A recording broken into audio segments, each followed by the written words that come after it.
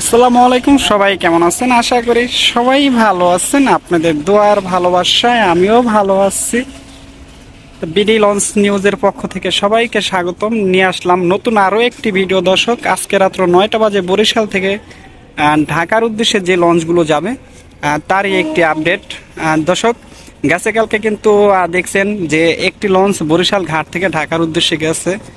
আর সেই ক্ষেত্রে কিন্তু বরিশাল থেকে ঢাকার উদ্দেশ্যে কিন্তু যে কেবিন একটু সমস্যা হয়ে যায়, কারণ একটি লঞ্চ গেলে কিন্তু কেবিন পাওয়াটা খুবই মুশকিল। আর সেই ক্ষেত্রে কিন্তু আজকে কিন্তু ঘাটে দুটো লঞ্চ আছে, তাই আজকে কেবিন পাইতে কোনো সমস্যা হবে না।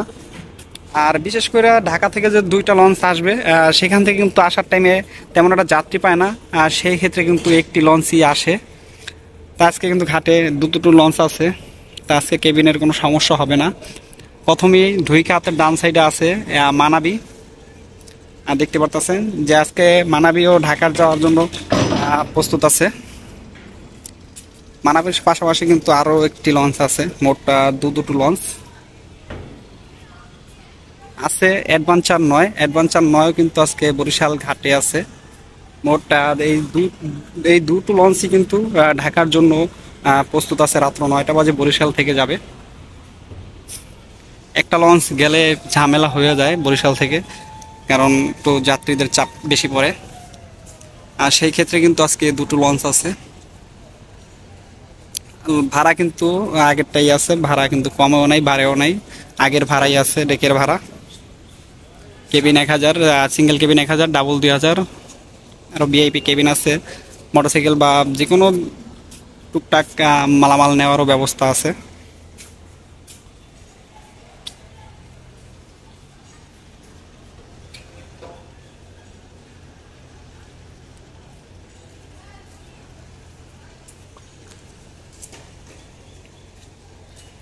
এবারে বড় লঞ্চের পাশাপাশি কিন্তু যে বরিশাল থেকে ভোলার উদ্দেশ্যে যে লঞ্চগুলো যায় সেই লঞ্চের ঘাট। বরিশাল থেকে যে লঞ্চগুলো যায় এখানে কিন্তু প্রতিদিনই আমি দেখাই আপনাদের যে ভোলারও যে লঞ্চগুলো, এখান থেকে কিন্তু ঘন্টায় ঘন্টায় লঞ্চ পাওয়া যায়, সবাই জানেন।